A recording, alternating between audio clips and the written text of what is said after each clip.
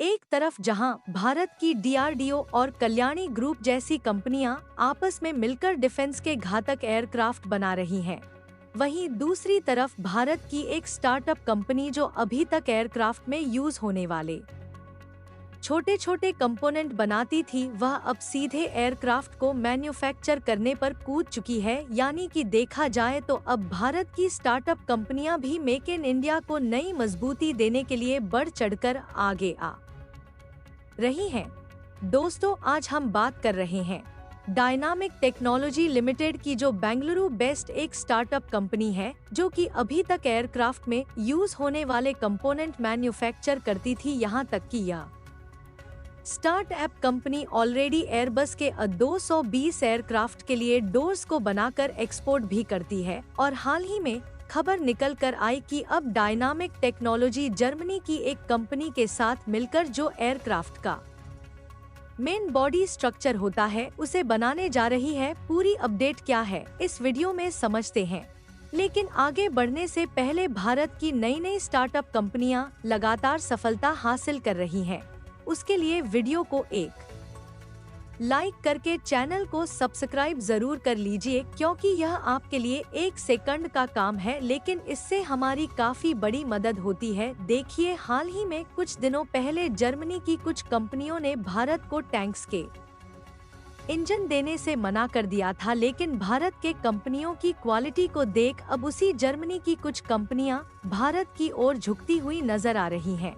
दरअसल भारत की यह startup company dynamic technology aviation industry में लगातार अपनी पहचान बना रही है, क्योंकि अभी तक यह स्टार्टअप कंपनी एयरक्राफ्ट में यूज होने वाले छोटे छोटे कंपोनेंट का प्रोडक्शन करने के साथ साथ एयरक्राफ्ट के फ्लैप ट्रैक, बीम और डोर्स का ऑलरेडी प्रोडक्शन कर रही थी। लेकिन अब यह कंपनी इतनी बड़ी हो गई है कि जर्मन की यह एयरक्राफ्ट मैन्युफैक्चरर कंपनी के साथ मिलकर जॉइंट वेंचर में एयरक्राफ्ट का जो मेन बॉडी स्ट्रक्चर यानी कि फ्यूजलेज होता है उसे इंजीनियस तौर पर डेवलप करने जा रही है। यह जो आप देख रहे हैं यह है फ्यूजलेजेस, जो कि किसी भी एयरक्राफ्ट का मेन बॉडी होता है, जिसे भारत की यह डायनामिक टेक्नोलॉजी जर्मनी की डचे एयरक्राफ्ट मैन्युफैक्चरर कंपनी के साथ जॉइंट वेंचर में बनाने जा रही है। और भारत की प्राइवेट स्टार्टअप कंपनी होकर एविएशन के मामले में मेक इन इंडिया को बढ़ावा दे रही है, जो कि भारत के लिए एक बहुत बड़ी बात है। और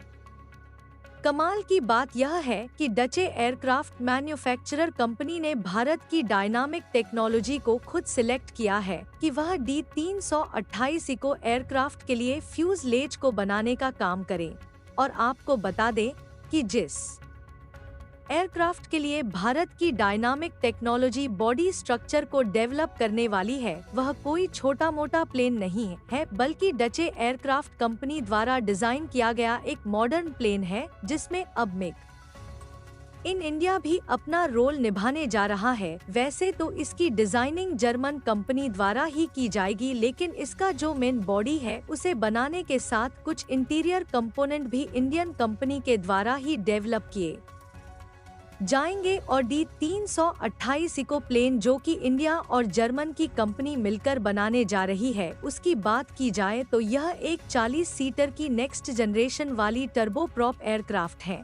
और देखा जाए तो ऐसा पहली बार हुआ है जब भारत और जर्मनी की इन दो कंपनियों के बीच पार्टनरशिप हुई है, जिससे मेक इन इंडिया की इनिशिएटिव जर्मनी में भी अब बढ़ने वाली है। यह जो प्लेन है वह पहले के डोनियर 328 का मॉडिफाइंग और लेटेस्ट वर्जन वाला 40 सीटर प्लेन है। और इसकी जो सबसे खास बात है वह यह है कि यह प्लेन कम से कम फ्यूल खर्च में ज्यादा से ज्यादा दूरी तय करता है। और दूसरी सबसे खास बात यह है कि इससे जो कार्बन डाइऑक्साइड पॉल्यूशन है वह भी ना के बराबर होता है। और इसीलिए यह प्लेन एनवायरनमेंट के लिए चैंपियन प्लेन माना जाता है। इसके अलावा D328 इको को पूरी तरह से सस्टेनेबल एविएशन फ्यूल और पावर टू लिक्विड दोनों तरह के फ्यूल पर संचालित करने के लिए डिजाइन किया गया है। और सस्टेनेबल एविएशन फ्यूल की खास बात यह है और ऑलरेडी एयरक्राफ्ट के छोटे छोटे कंपोनेंट मैन्युफैक्चर करने के साथ साथ एयरबस के पैसेंजर प्लेन के लिए दरवाजे का भी निर्माण कर रही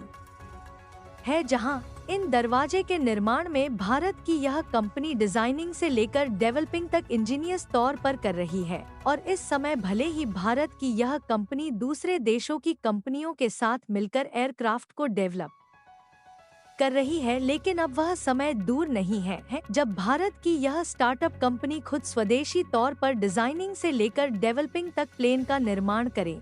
यानी कि देखा जाए तो अब भारत की कंपनियां एविएशन के मामले में भी अपनी पहचान विदेशों में बनाना शुरू कर चुकी है। और आपको बता दें कि भारत का एनवायरनमेंट एविएशन मैन्युफैक्चरिंग के मामले में काफी सूटेबल है और इसका अंदाजा आप इसी से लगा सकते हैं।